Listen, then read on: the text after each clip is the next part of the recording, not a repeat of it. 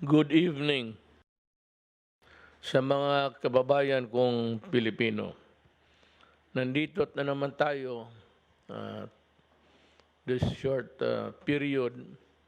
Nandito yun si Press Secretary, nandito si General Galvez, General Lorenzana, General Anyo,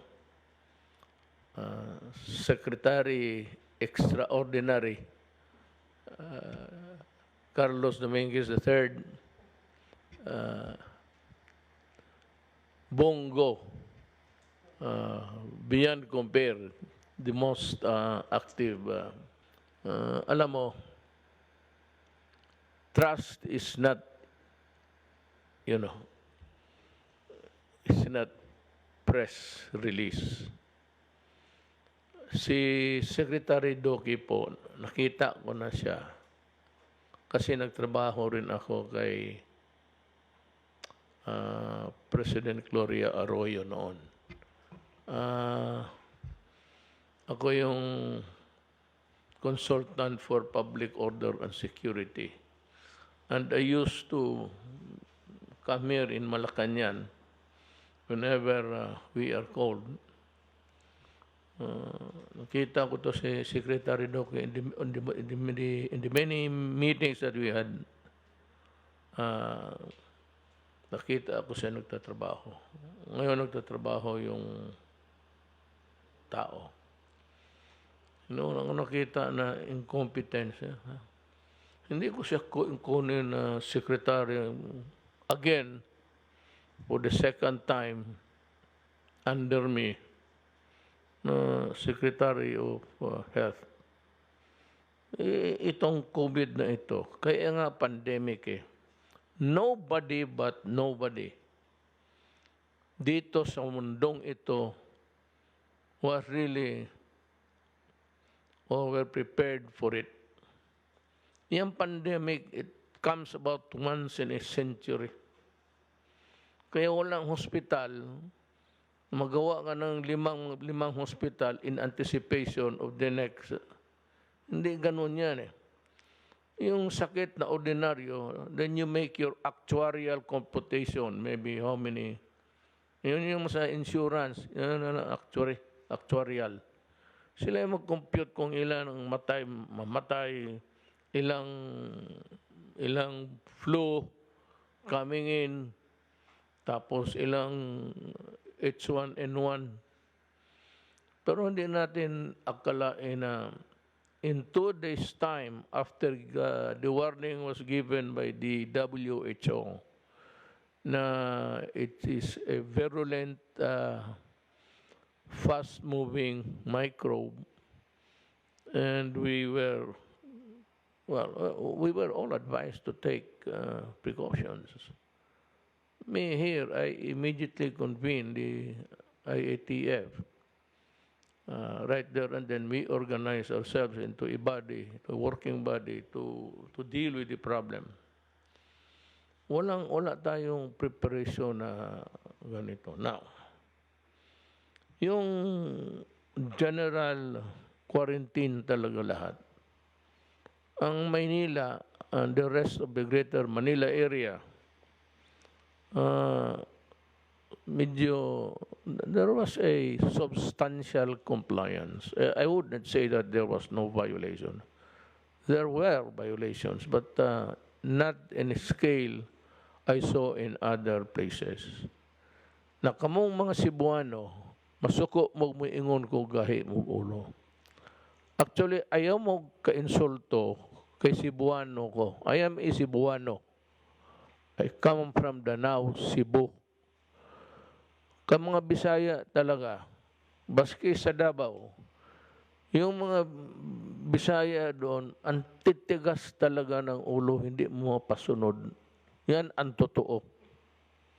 Yan talaga, prangkahan ko kayo. Magalit kayo, masuko muna ako. Di masuko, pag ninyo. Sinabi na eh. And I could, do not F with me. Because nanonood ako ng government stations. Kinukuha lahat yung talisay. Talisay was like a marketplace every day. Nagiinuman ka dyan, nagsusugal. Almost nonchalant of the dangers that were lurking around. Ayaw ninyong maniwala. Ngayon kita, bakit marami? Well, one of the reasons, really, I would say, even without consulting the body, because you did not follow rules. Hindi ganun karami yan. You have the highest. Cebu is now the hotspot for COVID. Bakit? Wala mong sunod eh. Marami sa inyo hindi sumunod. Kaya huwag ninyo akong magalit-galit kayo sa akin. Look, I am here to run government. I'm not here to stay forever. As a matter of fact, I am on my last 2 years. God, you better shape up. I would not. Hindi ako man kasi Bisaya tayo that you'll have a special place in this. Tingnan mo nangyari now you have a total of 37,514 confirmed cases. On the last 2 days, ito na yung may tests, 858. Sa bagay, ang recoveries, baka karamihan ito Bisaya rin kasi hindi tumatalab yung coronavirus. Tigas talaga siguro, pati baga. Matigas na yung ulo. Sabi ko sa inyo, actually, you want me to say what I feel? I am sad and I am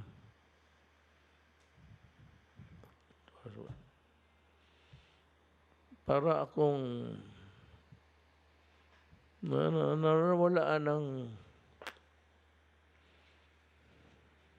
hangin dito. We have now total deaths of 1,266.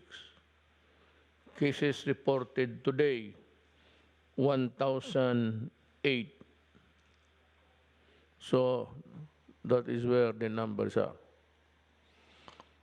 Sana kung mag-ano lang kayo, naniwala ka. You know, Manila and its environs, maraming tao. But because sumunod sila with few violations thereabout, we here in Manila had a good chance of at least avoiding it.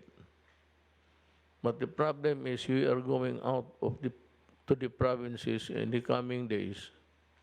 Kasi hindi ko naman matiis na may mangyayari tapos nandito lang ako sa Pasig. Kasi kung maglabas ako dyan sa harap ng opisina ko, yung building, nandito ako sa kabila on late afternoons when the sun begins to set. Lumalabas ako dyan sa riverbank, then I inhale fresh air. So, ang Pasig mismo does not give you any relief. So polluted. I don't know why. I decided to disband the Pasig Commission.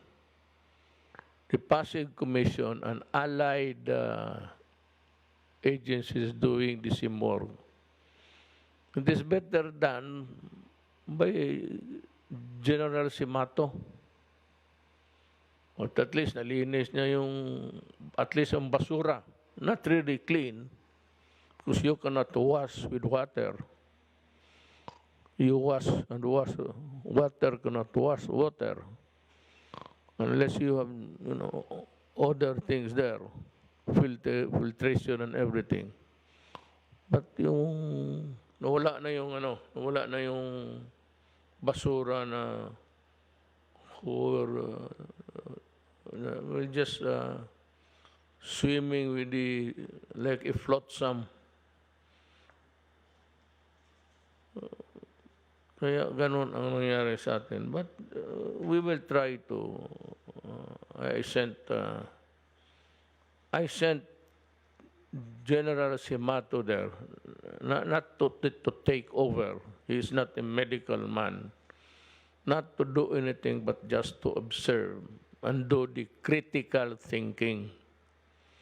Tapos, kung ano ang nakita niya, pagbalik niya, magsabi siya, baka kulang dito, kulang doon.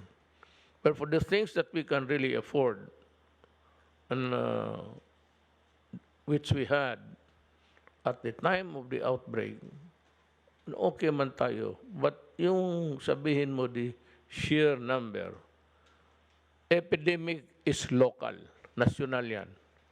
Pandemic is, it traverses boundaries. The whole of the planet Earth yan. So walang preparado dyan. America is suffering anong tawag nitong, parang nag-relapse. And they are having problems now, this time in Florida. China also had a relapse. And some other countries, Brazil, as I have in the past said that itong Brazil, I've been to Brazil, maraming tao. Tsaka dikit-dikit din, just like our Philippines. Sabi ko, pag ganito ito, pag tinamaan yan, delikadong lugar yan. True to my, hindi naman sana, I did not, it was not meant to wish you ill will, but I was just also trying to figure out how it would impact on places like the Philippines, yung ating mga kapatid na sa squatters area. By the way,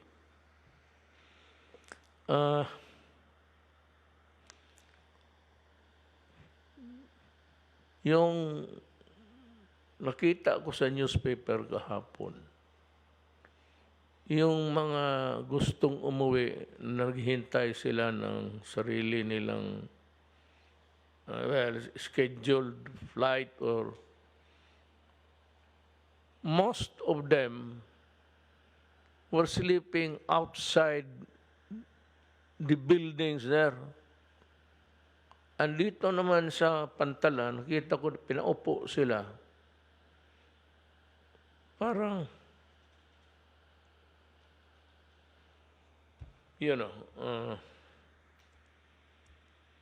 as I said, our job is to, I am now addressing the body. But that is really intended for all. Most of the mga probinsyano natatakot na magpunta ng airport. Hindi kasi hindi alam kung anong gawin. So, itong airport police, saluin nila, then i-check in ninyo, tulungan ninyo, at hanapan ninyo ng upuan. This Naya, I have not been there for some time. Itong Naya, yung ginagamit ng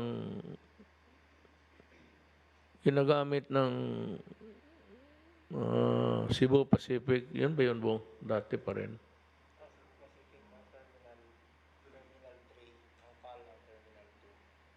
Yeah, yung ginagamit noon, yun pa ba rin yun? Yung sumasakay ako. Alam mo, I'd like to call the attention of Secretary Tugadi. Art, alam mo yung airport na yan, kung sino nag-design na yan, gago. Bihin mo sa kanya, walang upuan. Iilan lang ang upuan pagka ang mga flights nagpatong, yung iba nakatindig sa... And what's really worse is that merong restaurant dyan sa labas na malaki. Paalisin mo yung restaurant, lagyan mo ng upuan, kasi yung iba merong mga bata, buntis, walang upuan. Sino mabuti na sabi ko, finally, I was once upon a time a mayor and I used to use that exit there, egress going home. Makita mo, walang upuan. Kukunti ang upuan. Tapos pag na-delayed ang flight, putang ina, wala na. Tindigan na lahat. Sa labas may mga restaurant, ang lalayo ng table. Ilan lang man ang gumagamit. Yung may pera lang. May mga on the side, sa tabi-tabi, meron yung mga hamburger. Do not take your dinner there. Hamburger na lang kayo at magpupo kayo dyan sa buwan. O punuin ninyo yung upuan hanggang doon sa dulo ng departure. Kung wala there's no other space, hanggang doon sa departure, yung arrival. Kawawa yung tao. This is a classic case of government. And I must admit, inabot ko ang problema. O di, kasali ako. I'm not washing my hands. This is a failure of government neglect or simply not using. Kasi sino ang gumawa niyan? Maglakad ka pa. You know, it's about 1 kilometer actually. If you make the right turn, if the flights for domestic ata is right, pagpasok mo. 1 kilometro yan. Art, lagyan mo ng silya lahat yan. Yung restaurant dyan, kung ma-terminate mo contracts, terminate them because I need them to seat the passengers waiting. Nandyan lahat eh. Ang pal nga, sa punong-puno, maraming tumitindig. The whole of the NAIA 2, yung NAIA 1, luma, yung 2, so, ganito na lang. Wala na masyadong gumagamit ng NAIA 1. Doon mo na lang pahintayin yung iba. O they can check in there. Tapos, may sakyan man yan. Doon lang sila, when the flight is called for the departure, dalhin na lang sila ng mga tagdo. RTO provide the bus.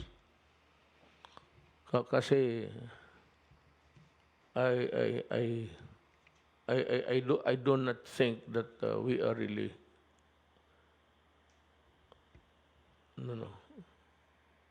in parity of the needs. Not in parity with of the needs. Ang services must be in parity of the needs of the people. Yan ang naano ka dyan. 1 kilometro yan. Pagpasok mo. Maglakad ka. Then may mga restaurant. Ilan lang yan. Yung mga fruitstan. Pwede rin. Kung papayag ang quarantine. Ang quarantine na opisina. So, yun. It has been bothering me the whole night. So, yun ang ko. Butit na alaala ko. let's go back to this COVID. Saan na ba tayo? Magdating tayo nito sa influenza na. Saan na ba tayo doon sa putang inang COVID na to? Cebu. Oo, mga Cebuano, ayaw mo kasuko na ako. Ako gatrabaho lang, ginabadlong tamo ni Adto. Suberbiyo mo eh. Dili tanan. Dili tanan. Pero, naagid sa inyo, tatalisay. Surte mo kayo. Ako'y na mayor talisay. Buk-buk tanan. Tang ina ipresa. Kanang presuhan sa talisay, isulod tamo tanan diha. Magsud na. Dili mo mutuo eh. Itong Pilipinas, mahirapan tayong maggalaw. Simple, kasi walang sumusunod. Ngayon may announcement si Secretary Duque. Sir, can go ahead. Magandang gabi po sa inyo, Mr. President. At ang akin pong iuulat ngayon, Mr. President, ay ang batay po sa rekomendasyon ng IATF at sinang-ayunan po ng ating Chief Overseer ng Pandemic COVID-19 Outbreak Response sa Cebu City, si Secretary Roy Simatu, ay ang Cebu City ay mananatili po siya sa ilalim ng Enhanced Community Quarantine. Ito po yung pinakamahigpit na klase ng ating pong community quarantine. At ang susunod naman po ang GCQ na may kaunting pagluwag sa mga maraming mga pinagbabawal, ang mga sumusunod na mga lugar, ang mga probinsya, ang mga highly urbanized cities and independent component cities, ang NCR, ang Benguet, ang Cavite, ang Rizal, Lapu-Lapu City, Mandaue City, Leyte, Ormoc, Southern Leyte, at sa loob naman po sa Cebu Province, ang mga sumusunod ay sumasailalim sa GCQ, Talisay City, Minglanilla, Consolacion. At matapos po dito, sa dako naman ng MGCQ or Modified General Community Quarantine, ang mga sumusunod po ang sumasailalim sa pangatlong classification na ito.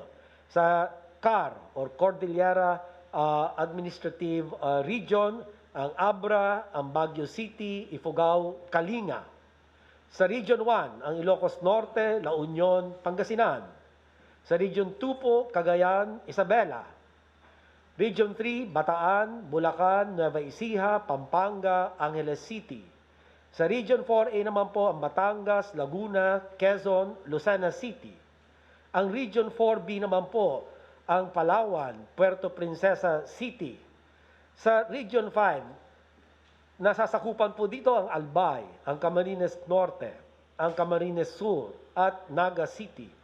Sa Region 6 naman po ang Capiz, Iloilo, Iloilo City, Negros Occidental, Bacolod City. At sa Region 7, kasama po ang Cebu Province with the exception of the one city and two municipalities na akin pong kaninang binanggit. Kasama din po ang Bohol at Negros Oriental sa Region 8, Tacloban City, Western Samar. Sa Region 9, Zamboanga City, Zamboanga del Sur. Sa Region 10 po, ang Bukidnon, Misamis Occidental, Misamis Oriental, Cagayan de Oro. Sa Region 11 naman po, ang Davao del Norte, Davao del Sur, Davao City, and Davao de Oro. Sa Region 12 naman po ay Cotabato, South Cotabato. Region 13, Agusan del Norte, Butuan City. At sa BARM naman po ay ang Lanao del Sur at Maguindanao. At yung mga hindi ko po nabanggit ay sumasailalim na po sila ngayon sa tinatawag natin pong low risk Modified General Community Quarantine Classification or the rest of the Philippines. So ito lang po ang akin na unang bahagi po ng aking pag-uulat at ang susunod naman po ay patungkol naman sa atin pong COVID-19 updates. With your permission, Mr. President, ay tutuloy ko lang po yung ikalawang bahagi ng akin pong report. Yes, sir. Before you go into it, may I be allowed to just make a repeat of the para ito yung ACQ, Enhanced Community Quarantine. Ito yung pinaka mataas kasi marami na ang taong may infection. And as a matter of fact, we know that the hospitals and everything, they are having a hard time coping up. Ang enhanced community quarantine, Cebu City. Kayo lang. Ang general community quarantine, this is with di masyado, is the National Capital Region, Benguet, Cavite, Rizal, Lapu-Lapu City, Mandawi City, Leyte, Ormoc, Southern Leyte. Sa Cebu Province, Talisay City, Minglanilla, and Consolacion. Now, dito sa Modified General Community, ito yung stricto yung local system doon. I will read it from 1 to 14. Makinig kayo, ha? Sa Abra, Baguio, Ifugao, Kalinga. Region 1, Ilocos Norte, La Union, Pangasinan. Region 2, Cagayan, Isabela. Region 3, Bataan, Bulacan, Nueva Ecija, Pampanga, and Angeles City. Number 4, Region 4, Batangas, Laguna, Quezon, Lucena City. Region 4B, Palawan, Puerto Princesa City. Region 5, Albay, Camarines Norte, Camarines Sur, Naga City. Region 6, Capiz, Iloilo, Iloilo City, Negros Occidental, and Bacolod City. Ang Region 7 is Cebu Province, Bohol, pati Negros Oriental. Do not confuse the two Cebu. Yung isa, yung doon sa pinakadulo, pinakamataas, Cebu City. Malaki ang Cebu. Cebu City lang ang kasali. Nagsusolo siya. So, Tacloban, Zamboanga, Bukidnon, Davao del Norte, Davao del Sur, Davao City, Davao de Oro. And Region 12 is Cotabato and South Cotabato. Region 13, which is really sa Caraga ito, Agusan del Norte at Butuan lang. Ang Sabarn, Lanao del Sur and Maguindanao. Ngayon, dito sa panghuli, yung Modified General Community Quarantine, that this applies for the rest of the country. O claro, you can take. Maraming salamat po, Mr. President. Secretary Sani Dominguez is here to discuss with us how to open up the economy and balance our health and economic objectives. Thank you, Mr. President. The Philippines came in with a strong economic fundamentals to address the pandemic. Number one, our growth has been 6.6 on the average, 6.6% per year, on the average from 2016 to 2019. It was supposed to be an upper middle income country by this year, prior to COVID-19, but we won't make it. Low to stable inflation. The inflation from 2016 to 2019 has been about 3% on the average, which is exactly where we are predicting, where we wanted it. We were in a strong fiscal position. We had the highest revenue and lowest debt as a percentage of GDP. The the Build infrastructure program doubled as a share of GDP compared to the past 5 decades. We averaged 4.5% of GDP in 2019. On the average was only about 2% for 50 years of GDP. That's spending on infrastructure. We had the highest credit rating ever. We got BBB plus, and in one rating agency, the Japanese rating agency, we are actually A minus. We had the lowest unemployment of 5.3% and underemployment of 14.8% in January of 2020, and the lowest poverty incidence of 16.7% ever in the Philippines, starting on 2018. So you promised when you came into office that we would lift 6 million people out of poverty by 2022. We achieved that in 2018. Our poverty rate when you came in was 23.5%, and by 2018 it was 16.7%. And the dotted lines are what we were projecting. So we have to face the new reality. The reality today is that the virus is not going to go away, and we will have to live with it for a long period of time. So far, that's the story, Mr. President, and I really believe we really should begin opening. You know, you put NCR,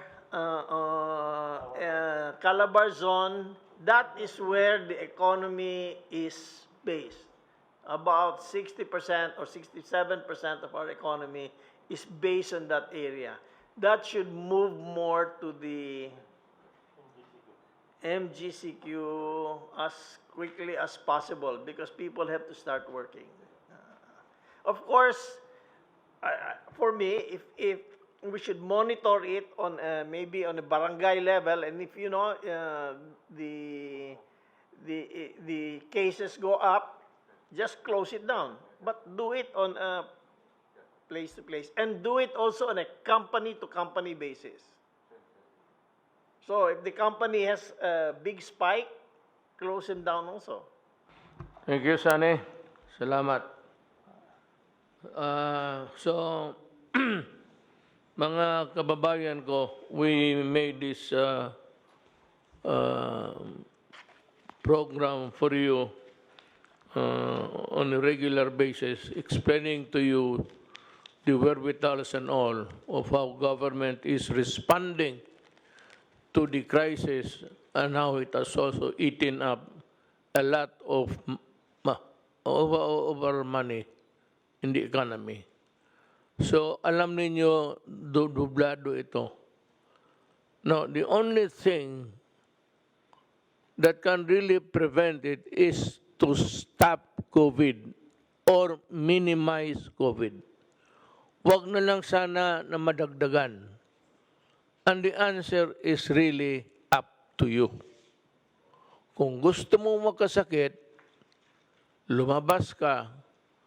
I do not think that I would like the idea of you being picked up and detained for just going out when it is prohibited. It's just a matter of fancy or if it is really an emergency, the law enforcement will understand it. Pero kayo mismo, simple lang ang hinihingi ng gobyerno. Kung maari lang, lalo na sa mga matatanda, wag na ho kayo munang lumabas. Nakita namin na yung mga bata, there's a low rate of young people being infected. Maybe it has something to do with really the constitution of the body. Kagaya namin, sa itong table na ito, wala na masyadong stable ito. Pag nadapuan kami niyan, finish, no more. So, wala na tayong program, ibang format na naman kung saan. Pero hindi na ako. Ang hinihingi lang namin is buhayin mo sarili mo. At ikaw lang ang makagawa niyan. Buhayin mo ang sarili mo at huwag mong idamay ang mga kapwa tao mo. Because if you go out, there's a chance that you get the COVID and then infect somebody else. So, yan and then that is why it's called epidemic or pandemic. Kasi palipat-lipat, pasahan lang. Not really kung may ubo siya. Kung nakatabi kayo tapos asymptomatic siya, tapos you maybe catch the breath, the deep breath of your your neighbor there, your seatmate, baka makuha mo. So, ang the best, lalo na sa mga tatanda, is stay home. Mga bata, stay home rin because you cannot afford the risk of getting sick. Alam mo, totoo lang, maniwala lang kayo sa gobyerno. Hindi na lang para sa amin.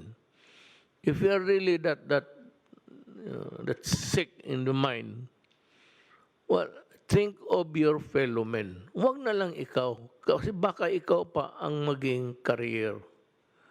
So yan na lang, huwag na lang ikaw kung ayaw mo talaga. So yan, stay healthy, tapos avoid crowded places, observe the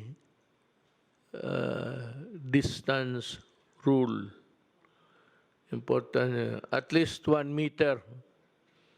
Wala na masyadong malapit. 1 meter would be, alam mo, medyo okay na. Kung hindi mo talaga, if you cannot go as far as possible, I think 1 meter away. Pag nag-ubo, tumalikod ka lang. Huwag kang lumapit o umalis ka kaagad. Because then the microbes would be flying in the air and you're bound to get it. May isa dito na madalas akong makatanggap ng complaint. You better shape up. But I'd like you to know that I am ordering now, because the CIDG is listening, and the NBI to investigate you, at ang BIR to look into your finances.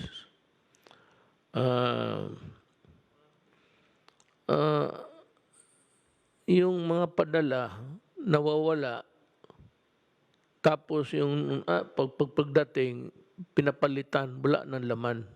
I am not condemning you now. I am not also insinuating that you are liable or guilty of doing it.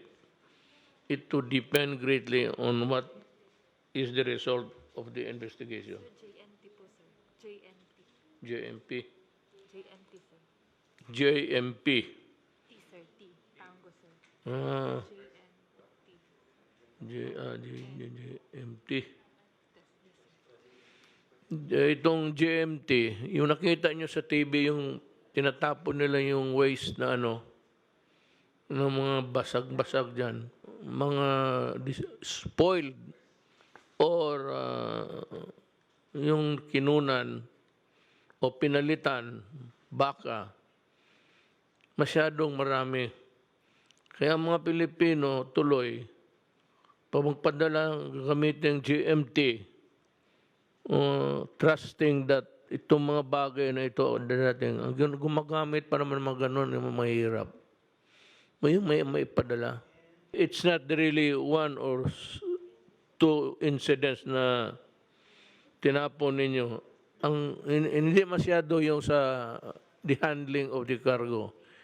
It's the lost cargo or cargo na pinalitan ninyo.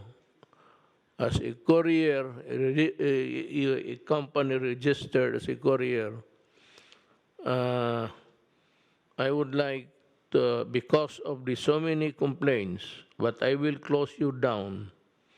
Sigurado yan. Sasarahan talaga kita, whether you like it or not, after the CIDJ and the NBI would finish their investigation and would point a liability sa inyo. Siguraduhin lang ninyo. And yung lahat naman na may reklamo, go to the nearest, punta kayo sa police, hanapin ninyo yung merong opisina yan ng nakakalat yan. Police agency yan. Sabihin ninyo paturo kayo, then file the complaint there, ang inyong affidavit. At tapos tignan ko, if I'm satisfied na medyo may kalukuhan, sisirahan ko kayo. And I will file charges also. Yan lang siguro, mga kababayan ko. And I said I have brought out the things that are needed to be known today, and I will continue to call the attention of anyone or yung kompanya mo, if you are not in parity with what you say in public. Yung warranty mo sa public, yung courier na your cargo will arrive safe and sound. Better